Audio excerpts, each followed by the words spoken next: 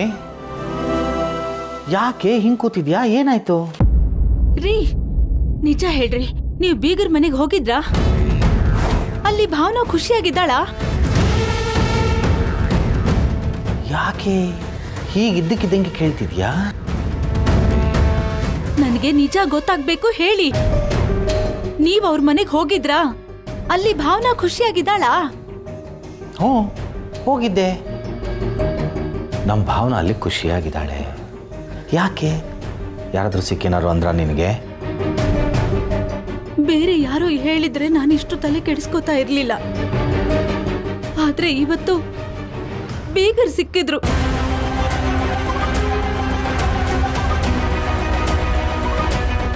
ನಿನ್ನ ಮಗ ಬಂದ, ನನ್ನ ಮಗಳ ಜೀವನ ಹಾಳು ಮಾಡ್ದ.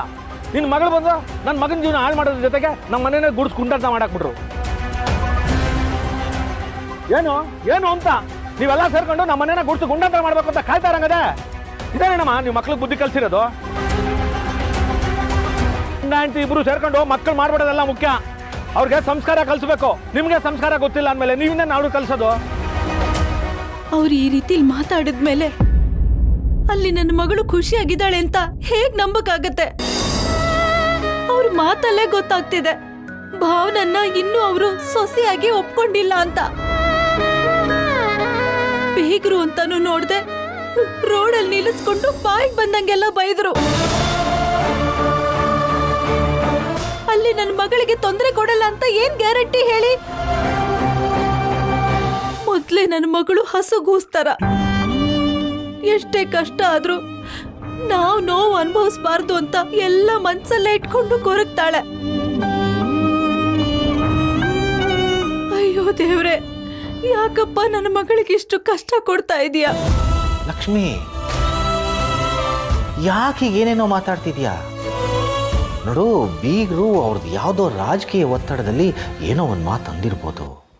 ಅದಕ್ಕೆ ನೀನು ಈ ಥರ ಎಲ್ಲ ಯೋಚಿಸ್ಬೇಡ. ಸಿದ್ದು ಸಾರ್ವಜನಿಕವಾಗಿ ತನ್ನ ಮದುವೆನ ಹಂಗೆ ಅನೌನ್ಸ್ ಮಾಡಿದ್ರೆ ಯಾವ ತಂದೆ ತಾಯಿಗೆ ಬೇಜಾರಾಗಲ್ಲ ಹೇಳು? ಆ ಬೇಜಾರಿನಲ್ಲಿ ಏನೋ ಒಂದು ಮಾತು ಅಂದಿರ್ಬೋದು. ಅದಕ್ಕೆ ನೀನು ಏನೇನೋ ಯೋಚಿಸ್ಬೇಡ. ರೀ, ಏನೇ ಇರ್ಲಿ, ಅದೆಲ್ಲ ಅವ್ರ ಮಗ ಮಾಡಿರೋ ತಪ್ಪು. ಆದ್ರೆ ಶಿಕ್ಷೆ ಅನುಭವಿಸ್ತಾ ಇರೋದು ನನ್ನ ಮಗಳು. ಹಾಗೆ ಕೇಳೋದಾದ್ರೆ ಆ ಸಿದ್ದುನ್ ಕೇಳಿ. ಅದು ಬಿಟ್ಟು ನನ್ನ ಮಗಳ ಬಗ್ಗೆ ಮಾತಾಡಿದ್ರೆ ನನ್ನ ಕೋಪ ಬರಲ್ವಾ?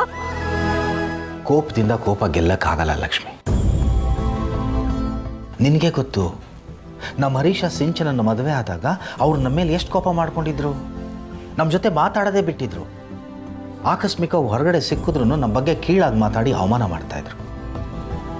ಆದರೆ ನಮ್ಮ ಭಾವನನ ಮದುವೆ ಆಗಬೇಕಾಗಿದ್ದ ಶ್ರೀಕಾಂತ್ ಆಕ್ಸಿಡೆಂಟ್ ಆಗಿ ನಮ್ಮ ಭಾವನನ ಮದುವೆ ನಿಂತೋಯ್ತು ಅಂತ ಗೊತ್ತಾದ ತಕ್ಷಣ ಕಲ್ಲಂತ ಮನಸ್ಸು ಕರಗಿ ನಮ್ಮ ಮನೆಗೆ ಬಂದು ನಮ್ಮನ್ನು ಮಾತಾಡ್ಸಿದ್ರು. ಅವತ್ತಿಂದ ನಮ್ಮ ಜೊತೆ ಅನ್ಯೋನ್ಯವಾಗಿ ನಡ್ಕೊಂಡ್ರು. ತಾಳ್ಮೆ ಇರಬೇಕು ಲಕ್ಷ್ಮಿ. ಹೌದು, ಹಿಂಗೆ ನಡಿಬಾರ್ದಿತ್ತು, ನಡೆದೋಗಿದೆ. ಈಗ ನಾವು ಹಿಂದಕ್ಕೆ ಹೋಗೋಕ್ಕಾಗಲ್ಲ. ನಮ್ಮ ಅಳಿಯಂದ್ರು ತುಂಬ ಒಳ್ಳೆಯವರು. ನಮ್ಮ ಭಾವನನ್ನ ಚೆನ್ನಾಗಿ ನೋಡ್ಕೊಳ್ತಾರೆ ಅನ್ನೋ ನಂಬಿಕೆ ನನಗಿದೆ. ಆ ನಂಬಿಕೆ ನಿನ್ನಲ್ಲೂ ಇರಬೇಕು ಲಕ್ಷ್ಮಿ. ಇಲ್ಲಿ ಯಾರನ್ನ ನಂಬೇಕು, ಯಾರ ನಂಬಾರ್ದು ಅಂತಾನೆ ಗೊತ್ತಾಗ್ತಾ ಇಲ್ಲ ರೀ. ಹೆತ್ತ ಕರಳ ಸಂಕಟನ ದೂರ ಮಾಡ್ಬೇಕಾಗಿರೋ ದೇವ್ರೆ ಕಣ್ಣು ಮುಚ್ಕೊಂಡು ಕೂತಿರುವಾಗ ಯಾರನ್ನ ನಂಬಿ ಏನ್ ಪ್ರಯೋಜನ ಹೇಳಿ? ಮನೆ ಬೆಳಗ್ಬೇಕಾಗಿರೋ ದೀಪ ಮನೆನೇ ಸುಡ್ತಿರುವಾಗ ಹೇಗ್ ಸಮಾಧಾನವಾಗಿರೋದಕ್ಕಾಗತ್ತೆ ಹೇಳಿ? ಎಲ್ಲ ನನ್ನ ಹಣೆ ಬರ. ಲಕ್ಷ್ಮಿ, ಹಾಗೆಲ್ಲ ಮಾತಾಡಬಾರ್ದು. ಹಾಗೆ ಮಾತಾಡಬಾರ್ದು. ಇಷ್ಟು ನಿರಾಶಲಾಗಿ ಮಾತಾಡಬೇಡ. ಆ ಭಗವಂತ ನಮಗೆ ಸುಖ ಕೊಟ್ಟಾಗ ಸಂತೋಷನ ಸ್ವೀಕರಿಸ್ತೀವಲ್ವಾ? ಹಾಗೆ ದುಃಖ ಕೊಟ್ಟಾಗಲೂ ಅಷ್ಟೇ ಸಂತೋಷನ ಸ್ವೀಕರಿಸಬೇಕು. ಹಾಗಂತ ನನ್ನ ಮಗಳ ಬದುಕು ಚೆನ್ನಾಗಿಲ್ಲ ಅಂತ ಹೇಳ್ತಿಲ್ಲ. ಸ್ವಲ್ಪ ದಿವಸ ಕಾಯಿ, ನೀನೇ ನೋಡಿವಂತೆ. ನನ್ನ ಮಾತಿನ ಮೇಲೆ ನಿಂಗೆ ನಂಬಿಕೆ ಇದೆ ತಾನೇ? ನನ್ಗಿರೋ ಒಂದೇ ಒಂದು ನಂಬಿಕೆ ಅಂದ್ರೆ ಅದು ನೀವೇರಿ. ನಿಮ್ಮ ಮಾತನ್ನ ನಂಬದೆ ಬೇರೆ ಯಾರ ಮಾತನ್ನ ನಂಬಲಿ ಹೇಳಿ? ಬಿಡು, ನನಗಿಷ್ಟು ಸಾಕು ಲಕ್ಷ್ಮಿ. ಏನೇ ಕಷ್ಟ ಬಂದ್ರು ನಾನು ನೀನು ಧೈರ್ಯವಾಗಿರು ಅಷ್ಟೇ ಸಾಕು.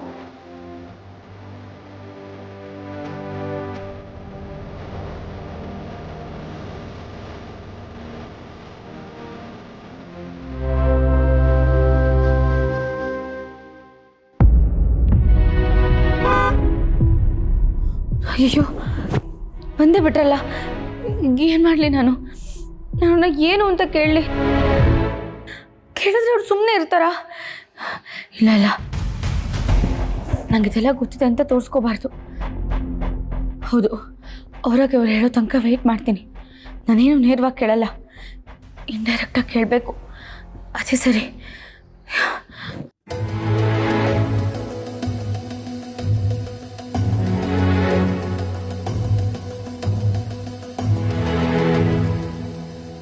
ಅರೆ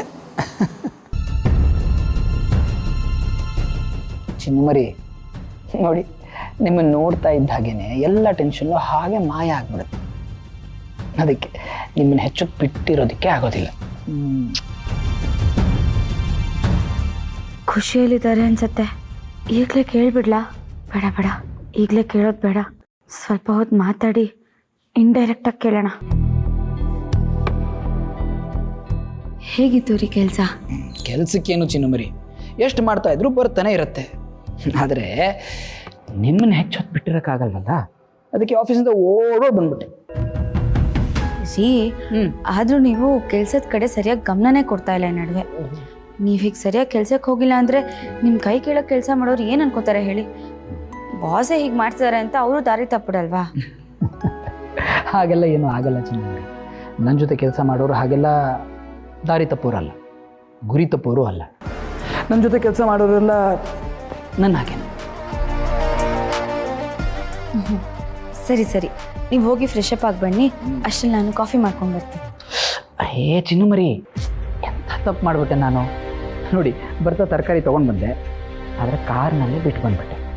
ಓ, ನೀವು ತರಕಾರಿ ತೊಗೊಂಡು ಬಂದ್ರಾ? ಬೆಳಗ್ಗೆ ಫ್ರಿಜ್ಜಲ್ಲಿ ನೋಡಿದೆ, ಯಾವ ತರಕಾರಿನೂ ಕಾಣಲಿಲ್ಲ. ಅದಕ್ಕೆ ಬರ್ತಾ ಹಾಗೆ ಹಿಡ್ಕೊಂಬಂದೆ. ಅಯ್ಯೋ ರೀ, ನೀವು ತರಕಾರಿ ತಂದ್ರಾ? ನಾನು ತೊಗೊಂಡು ಬಂದೆ. ನೀವು ತರಕಾರಿ ತೊಗೊಂಬಂದ್ರ? ಹಾಂ. ಅಂದರೆ ಹೊರಗೆ ಹೋಗಿದ್ರಾ? ಮತ್ತೆ ಯಾಕೆ ನನಗೇನು ಹೇಳಲೇ ಇಲ್ಲ? ಅಯ್ಯೋ, ಇಷ್ಟು ಚಿಕ್ಕ ವಿಷಯನ ಹೇಳಿ ನಿಮ್ಮ ಕೆಲ್ಸಕ್ಕೆ ಯಾಕೆ ಮತ್ತೆ ತೊಂದರೆ ಮಾಡಬೇಕು ಅಂತ ಹೇಳಲಿಲ್ಲ ಅಷ್ಟೇ. ನಾನು ಜಾಸ್ತಿ ಹೊತ್ತು ಹೋಗಿರಲಿಲ್ಲ, 10 ನಿಮಿಷ ಹೀಗೆ ಹೋಗಿ ಹಾಗೆ ಬಂದೆ ಅಷ್ಟೇ.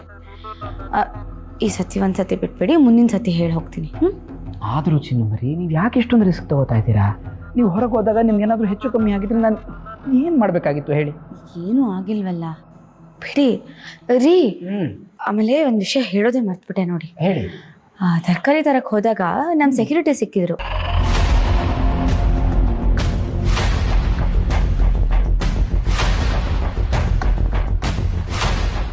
ಸೆಕ್ಯೂರಿಟಿನ?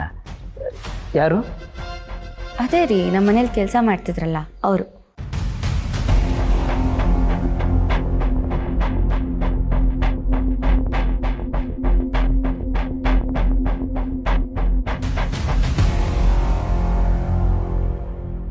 ಅವ್ನು ಸಿಕ್ಕಿದ್ನ? ಊರು ಬಿಟ್ಟು ಹೋಗು ಅಂತ ಹೇಳಿದ್ರು ಮತ್ತೆ ಇಲ್ಲಿಗೆ ಬಂದಿದ್ದಾನ? ಬಂದು ಅವ್ನು ಇವ್ರ ಹತ್ರ ಯಾಕೆ ಬಂದ? ಅವನು ಸಿಕ್ಕಿದ್ದಾನೆ ಅಂದರೆ ನನ್ನ ವಿಷಯನ ಇವ್ರಿಗೆ ಹೇಳ್ಬಿಟ್ಟಿದ್ದಾನ? ಇವ್ರಿಗೆಲ್ಲ ಸತ್ಯ ಗೊತ್ತಾಗ್ಬಿಟ್ಟಿದ್ಯಾ?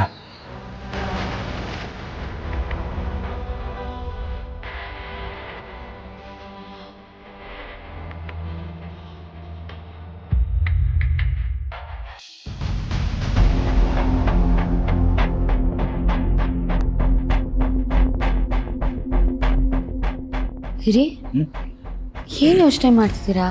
ಅದರಲ್ಲೂ ಸೆಕ್ಯೂರಿಟಿ ಹೆಸರು ಹೇಳಿದ ತಕ್ಷಣ ಇಷ್ಟೊಂದು ಯೋಚನೆ ಮಾಡ್ತಿದ್ದೀರಲ್ಲ? ಹಾಗೇನಿಲ್ಲ ಚಿನ್ನಮರಿ, ಅವ್ರು ನಿಮಗೆ ಸಿಕ್ಕಿದ್ರಲ್ಲ, ಏನಾದರೂ ಹೇಳಿದ್ರಾ?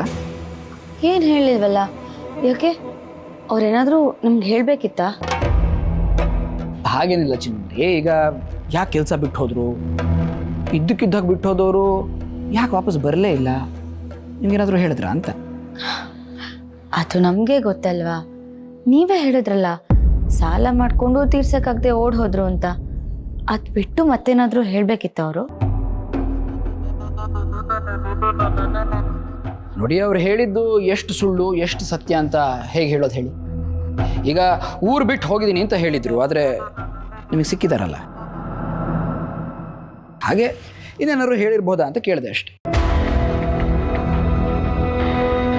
ಇಲ್ಲ ರೀ, ಅವರೇನು ನನಗೆ ಹೇಳಲಿಲ್ಲ. ಅವರು ಮುಖ ಮುಚ್ಕೊಂಡು ಓಡ್ ಹೋಗ್ಬಿಟ್ರು. ನಾನು ಅಣ್ಣ ಅಣ್ಣ ಅಂತ ಕರಿತಾನೆ ಇದ್ದೀನಿ, ತಿರ್ಗೂ ನೋಡ್ದಲ್ಲೇ ಹಾಗೆ ಹೋಗ್ಬಿಟ್ರು ಗೊತ್ತಾ. ಹೌದಾ? ಹಾಗೆ ಮಾಡಿದ್ರು ಅವರು? ಅದೇ ರೀ, ಹಾಗೆ ಯಾಕೆ ಮಾಡಿದ್ರು ಅವರು? ಅವರಿಗೆ ನಮ್ಮಿಂದ ಏನಾದರೂ ಸಮಸ್ಯೆನಾ ಅಥವಾ ಅವರಿಂದ ಏನಾದರೂ ಸಮಸ್ಯೆ ಅಂತ ಭಯನಾ? ಚಿನ್ನು ಮರಿ, ಅವರಿಂದ ನಮ್ಗೆ ಏನು ಸಮಸ್ಯೆ ಇರೋಕ್ಕೆ ಸಾಧ್ಯ? ಪಾಪದವ್ರು ಅವರು. ಮತ್ತೆ ನೀವ್ಯಾಕೆ ಇಷ್ಟೊಂದು ಟೆನ್ಷನ್ ಆಗ್ತಿದ್ದೀರಾ, ಇಷ್ಟು ಭಯ ಬರ್ತಿದ್ದೀರಾ? ನಾನೆಲ್ಲಿ ಬರ್ತಾ ಇದ್ದೀನಿ, ಜಸ್ಟ್ ಕ್ಯೂರಿಯಾಸಿಟಿಗೋಸ್ಕರ ಕೇಳಿದೆ ಅಷ್ಟೇ. ಹೇಗೂ ನಿಮಗೆ ಸಿಕ್ಕಿದ್ರಲ್ಲ, ಅದಕ್ಕೆ ಹೇಗಿದ್ದಾರೆ ಏನಾದರೂ ಹೇಳಿದ್ರಾ ಅಂತ. ನನಗೆ ಯಾಕೆ ಟೆನ್ಷನ್ ಆಗುತ್ತೆ ಹೇಳಿ? ಹೌದು, ಅವ್ರು ಯಾಕೆ ವಾಪಸ್ ಬಂದು ಇಲ್ಲೇ ಕೆಲಸಕ್ಕೆ ಸೇರ್ಕೋತಿಲ್ಲ? ಹಾಗೆ ಮಾಡ್ಬೋದಿತ್ತಲ್ವಾ? ನೀವು ಅವ್ರನ್ನ ಕೇಳಬೇಕಾಗಿತ್ತು ಒಂದ್ಸಲಿ. ಕೇಳೋಣ ಅಂತಾನೆ ಇದ್ದೆ, ಆದರೆ ಹೇಳಿದ್ನಲ್ಲ, ಅವರು ಮುಖ ಮುಚ್ಕೊಂಡು ಓಡ್ ಹೋಗ್ತಿದ್ರು. ನಾನು ನೋಡಿದ ಹಾಗೆ ಏನೋ ತಪ್ಪು ಮಾಡಿರೋ ಹಾಗೆ ಭಯಪಟ್ಟ ಹಾಗಿತ್ತು, ಅದಕ್ಕೆ ನಾನು ಬಿಟ್ಬಿಟ್ಟೆ. ಏನಾಯ್ತೋ ಗೊತ್ತಿಲ್ಲ ಬಿಡಿ, ಹೋಗ್ಲಿ ಬಿಡಿ. ಹೋಗಿರೋರ ಬಗ್ಗೆ ನಾವು ಯಾಕೆ ಯೋಚನೆ ಮಾಡಬೇಕು? ಕಾರಲ್ಲಿ ತರಕಾರಿ ಇದೆಯಲ್ಲ, ಹೋಗ್ತಾ ಇರ್ತೀನಿ. ಹಾಂ,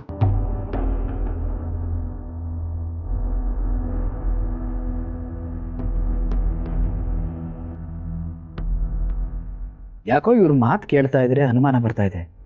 ಅವನು ಸಿಕ್ಕಿಲ್ಲ ಅಂತ ಇದ್ದಾರೆ, ಆದರೆ ಬೇರೆ ರೀತಿಯಲ್ಲಿ ಪ್ರಶ್ನೆ ಬೇರೆ ಮಾಡ್ತಾ ಇದ್ದಾರೆ. ಅಂದರೆ ಅವನು ಸಿಕ್ಕಿ ಎಲ್ಲನೂ ಹೇಳಿರ್ಬೋದಾ? ಇವನ ಹತ್ರ ಹೇಳ್ಕೊಳಕ್ಕಾಗ್ದೇ ಅದನ್ನು ಮುಚ್ಚಿಟ್ಟು ಈ ರೀತಿ ಮಾತಾಡ್ತಾ ಇದ್ದಾರಾ? ಹೇಗೆ ತಿಳ್ಕೊಳೋದು?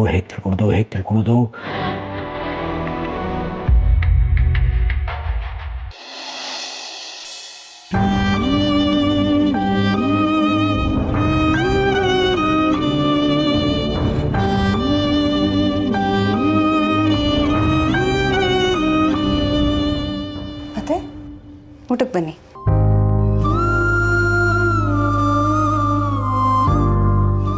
ಯಾಕೆ ಅತ್ತೆ, ಏನೋ ಬೇಜಾರಲ್ಲಿದ್ದೀರಾ?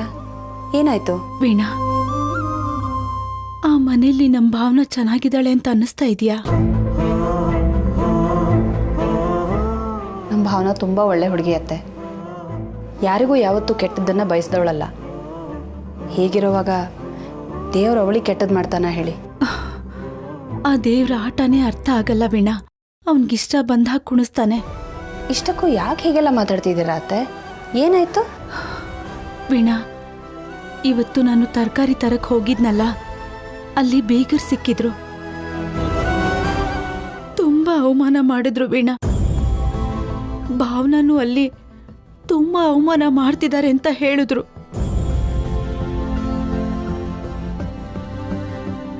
ಭಾವನಾ ಅಲ್ಲಿ ಹೇಗಿದ್ದಾಳೋ ಏನೋ, ಅವಳಿಗೆ ಎಷ್ಟು ಕಾಟ ಕೊಡ್ತಿದ್ದಾರೋ ಏನೋ. ನಿನ್ನ ಮಗ ಬಂದ ನನ್ನ ಮಗಳ ಜೀವನ ಹಾಳು ಮಾಡ್ದ. ನಿನ್ನ ಮಗಳು ಬಂದು ನನ್ನ ಮಗನ ಜೀವನ ಹಾಳು ಮಾಡೋದ್ರ ಜೊತೆಗೆ ನಮ್ಮ ಮನೇನ ಗುಡಿಸ್ಕೊಂಡಂತ ಮಾಡಾಕ್ಬಿಟ್ರು. ಏನು ಅಂತ ನೀವೆಲ್ಲ ಸೇರ್ಕೊಂಡು ನಮ್ಮ ಮನೇನ ಗುಡಿಸ್ಕೊಂಡಂತ ಮಾಡ್ಬೇಕು ಅಂತ ಕಾಯ್ತಾ ಇರಂಗದೆ. ಇದೇನೇನಮ್ಮ ನೀವು ಮಕ್ಳಿಗೆ ಬುದ್ಧಿ ಕಲ್ಸಿರೋದು? ಗಂಡ ಹೆಂಡತಿ ಇಬ್ರು ಸೇರ್ಕೊಂಡು ಮಕ್ಕಳು ಮಾಡ್ಬಿಡೋದೆಲ್ಲ ಮುಖ್ಯ. ಅವ್ರಿಗೆ ಸಂಸ್ಕಾರ ಕಲಿಸ್ಬೇಕು. ನಿಮ್ಗೆ ಸಂಸ್ಕಾರ ಗೊತ್ತಿಲ್ಲ ಅಂದಮೇಲೆ ನೀವನ್ನೇ ನಾವು ಕಲ್ಸೋದು? ಆ ವಿಷಯ ಕೇಳಿದಾಗಿಂದ ನನ್ಗೆ ಯಾಕೋ ಮನ್ಸಿಗೆ ಸಮಾಧಾನನೇ ಇಲ್ಲ. ಯೋಚನೆ ಮಾಡಬೇಡಿ ಅತ್ತೆ, ಅದು ತಮ್ಮ ಮಗನ ಮದುವೆ ತಮ್ಮ ಇಷ್ಟದಂತೆ ನಡೀಲಿಲ್ಲ ಅಂತ ಅವ್ರಿಗೆ ಕೋಪ ಬಂದಿರಬಹುದು. ಆ ಕೋಪದಲ್ಲಿ ಅವ್ರು ಹೀಗೆಲ್ಲ ಮಾತಾಡಿರ್ತಾರೆ. ಆದರೆ ಸಿದ್ದು ಹೇಗೆ ಅಂತ ನಿಮಗೆ ಗೊತ್ತು ಅಲ್ವಾ ಅತ್ತೆ? ಅವನು ನಮ್ಮ ಭಾವನನ ಪ್ರಾಣಕ್ಕಿಂತ ಹೆಚ್ಚಾಗಿ ಪ್ರೀತಿಸ್ತಾನೆ. ಹಾಗಿರಲಿಲ್ಲ ಅಂದರೆ ಮಳೆ ಚಳಿ ಲೆಕ್ಕಿಸ್ದೆ ಹಾಗೆ ಅವ್ನು ನಮ್ಮನೆ ಮುಂದೆ ನಿಂತಿರ್ತಿದ್ನ, ನೀವೇ ಹೇಳಿ. ನೀವೇ ಹೇಳ್ತಿರ್ತಿದ್ರಿ ಅಲ್ವಾ ಅತ್ತೆ, ಒಂದು ಹೆಣ್ಣಿಗೆ ಅವಳ ಗಂಡನ ಪ್ರೀತಿ ಒಂದು ಸಿಕ್ಕರೆ ಸಾಕು, ಅವಳಿಗೆ ಪ್ರಪಂಚನೇ ಬೇಡ ಅನಿಸುತ್ತೆ ಅಂತ. ನಮ್ಮ ಭಾವನಂಗೂ ಹಾಗೆ ಆಗಿರುತ್ತೆ ಅಲ್ವಾ ಅತ್ತೆ? ಸಿದ್ದು ಅವಳನ್ನ ತುಂಬ ಪ್ರೀತಿಸ್ತಾನೆ, ಅವಳನ್ನ ಕಣ್ಣಲ್ಲಿ ಕಣ್ಣಿಟ್ಟು ನೋಡ್ಕೋತಾನೆ. ನೀವೇನು ಯೋಚನೆ ಮಾಡಬೇಡಿ ಅತ್ತೆ.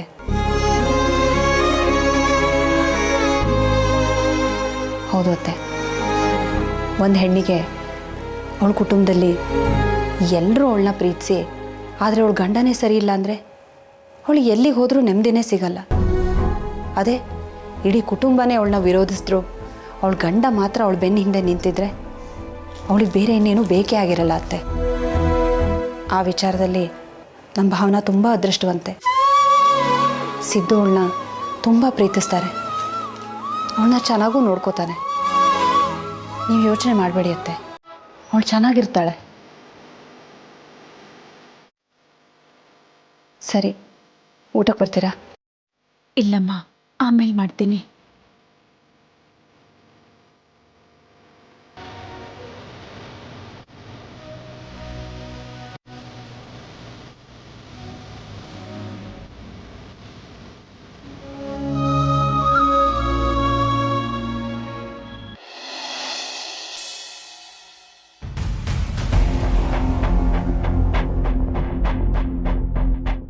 ಹಾಗಾದ್ರೆ ಮನೆ ಹತ್ರ ಬಂದು ಬೆಲ್ ಮಾಡಿ ಹೋಗಿದ್ದು ಅವನೇ ಇರ್ಬೋದಾ? ನಾನು ನೋಡ್ಬಿಟ್ರೆ ಎಲ್ಲಿ ತೊಂದರೆ ಆಗುತ್ತೋ ಅಂತ ಮುಖಕ್ಕೆ ಮುಸ್ಕ್ ಹಾಕೊಂಡು ಬಂದಿದ್ದಾನೆ. ಇಲ್ಲಿಗೆ ಬಂದಿದ್ದಾನೆ ಅಂದರೆ ಅವನು ಊರು ಬಿಟ್ಟು ಹೋಗೇ ಇಲ್ಲ. ಹಾಗಾದ್ರೆ ಇಲ್ಲಿ ಎಲ್ಲಿದ್ದಾನೆ? ಇವರು ನೋಡಿದ್ರು ಯಾಕೆ ಅವನು ಸುಮ್ಮನೆ ಹೋದ? ಅಥವಾ ಅವನು ಸಿಕ್ಕಿ ಮಾತಾಡಿದ್ರು ಇವರೇ ನನಗೆ ಹೇಳ್ತಾ ಇಲ್ವಾ? ಅವನು ಹೇಳಿದ್ದಾನೆ ಅನ್ನೋದನ್ನ ಕಂಡುಹಿಡಿಯೋದು.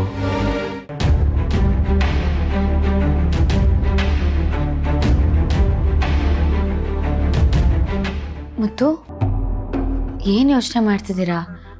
ಊಟ ಮುಂದೆ ಇಟ್ಕೊಂಡು ಅಷ್ಟೇ ಯಾಕೆ ಯೋಚನೆ ಮಾಡ್ತಿದ್ದೀರಾ? ಊಟ ಮಾಡಿ. ಯಾಕೋ ಊಟ ಮಾಡಕ್ಕೆ ಮನಸ್ಸೇ ಬರ್ತಿಲ್ಲ ಚಿನ್ನಮರಿ. ಹಾಗಂದ್ರೆ ಹೇಗೆ? ನೀವು ಬೆಳಗ್ಗೆನೂ ಸರಿಯಾಗಿ ತಿಂಡಿ ತಿನ್ನಲೇ ಇಲ್ಲ, ಆಗಲೂ ಹಾಗೆ ಮಾಡಿದ್ರಿ. ನೀವು ಹೊರಗಡೆ ಹೋಗಿ ದುಡ್ಕೊಂಡು ಬರೋರು, ಚೆನ್ನಾಗಿ ಊಟ ತಿಂಡಿ ಮಾಡಿದ್ರೆ ತಾನೇ ಮೈಂಡ್ ಫ್ರೆಶ್ ಆಗೋದು. ಯೋಚನೆನೆಲ್ಲ ಪಕ್ಕಕ್ಕಿಟ್ಟು ಆರಾಮಾಗಿ ಊಟ ಮಾಡಿ ಮೊದಲು. ನೋಡಿ, ನನಗೇನಾದರೂ ಹೆಚ್ಚು ಕಮ್ಮಿ ಆಗ್ಬಿಡಬಾರ್ದು ಅಂತ ನೀವು ಎಷ್ಟು ಯೋಚನೆ ಮಾಡ್ತಿದ್ದೀರಾ?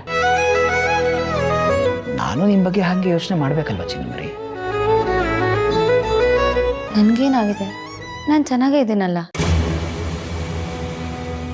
ಚೆನ್ನಾಗಿದ್ದೀರಿ, ಆದರೆ ಯಾಕೋ ನಿಮ್ಮ ಮನಸ್ಸಿನ ಮೂನೆಯಲ್ಲಿ ಯಾವುದೋ ಒಂದು ಯೋಚನೆ ನಿಮ್ಮನ್ನ ತುಂಬ ಕಾಡ್ತಿದೆ ಅಂತ ಅನ್ನಿಸ್ತಾ ಇದೆ. ಅಂದರೆ ಇವ್ರಿಗೇನಾದರೂ ಅನುಮಾನ ಬಂದಿದೆಯಾ? ಎಷ್ಟು ಚೆನ್ನಾಗಿ ನನ್ನ ಮನಸ್ಸನ್ನ ಅರ್ಥ ಮಾಡ್ಕೋತಿದ್ದಾರೆ.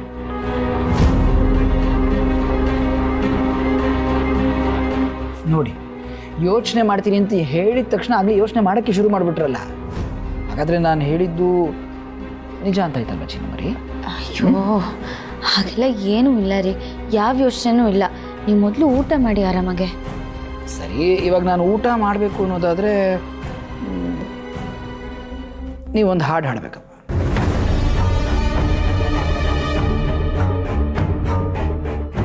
ಪಾರ್ಟಿನಲ್ಲಿ ಎಲ್ಲರಿಗೂ ಬೇಜಾರಾಗತ್ತೆ ಅಂದ ತಕ್ಷಣ ಹಾಡ್ಬಿಟ್ರಿ, ಈಗ ನನಗೆ ಬೇಜಾರಾಗಲ್ವಾ? ನನಗೋಸ್ಕರ ಒಂದ್ಸಲಿ ಹಾಡಿ. ಯಾಕೆ ಚಿನ್ನಮರಿ, ಏನಾಯಿತು? ಹಾಡು ಹಾಡೋದು ಅಂದರೆ ನಿಮಗೆ ತುಂಬ ಇಷ್ಟ ಅಲ್ವಾ? ಯಾವಾಗೂ ಆರಾಮಾಗಿ ಹಾಡ್ತಾ ಇದ್ರಿ, ಈಗ ನನ್ನ ಮುಂದೆ ಹಾಡಬಾರ್ದು ಅಂತ ಡಿಸೈಡ್ ಮಾಡಿದ್ದೀರಾ? ಅಯ್ಯೋ, ಹಾಗೆ ಹಾಕ್ರಿ ಅಂತೀರಾ? ಆ ಥರ ಎಲ್ಲ ಏನಿಲ್ಲ. ನಾನು ಹಾಡೋಕ್ಕೆ ಶುರು ಮಾಡಿದರೆ ನೀವು ಊಟ ಬಿಟ್ಟು ನಾನು ಹಾಡೋದನ್ನೇ ಕೇಳಿಸ್ಕೊಂಡು ಕೂತ್ಬಿಡ್ತೀರಾ, ಅದಕ್ಕೆ ಯೋಚನೆ ಮಾಡ್ತಿದ್ದೆ ಅಷ್ಟೆ. ಹಾಗೇನಿಲ್ಲ ಚಿನ್ನಮರಿ, ನೀವು ಹಾಡು ಹಾಡಿ, ನಿಮ್ಮ ಹಾಡು ಕೇಳ್ತಾ ಕೇಳ್ತಾ ನಾನು ಊಟ ಮಾಡ್ತೀನಿ.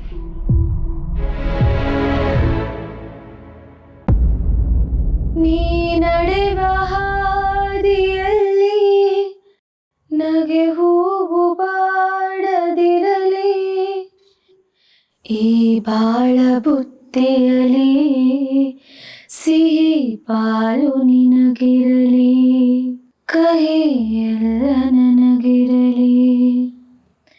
ನೀ ನಡೆವ ಹಾದಿಯಲ್ಲಿ ನಗೆ ಹೂವು ಬಾಡದಿರಲಿ, ಈ ಬಾಳ ಬುತ್ತಿಯಲಿ ಸಿಹಿ ಪಾಲು ನಿನಗಿರಲಿ, ಈ ಬಾಳ ಬುತ್ತಿಯಲಿ ಸಿಹಿ ಪಾಲು ನಿನಗಿರಲಿ, ಕಹಿ ಎಲ್ಲ ನನಗಿರಲಿ, ಸಿಹಿ ಪಾಲು ನಿನಗಿರಲಿ, ಕಹಿ ಎಲ್ಲ ನನಗಿರಲಿ.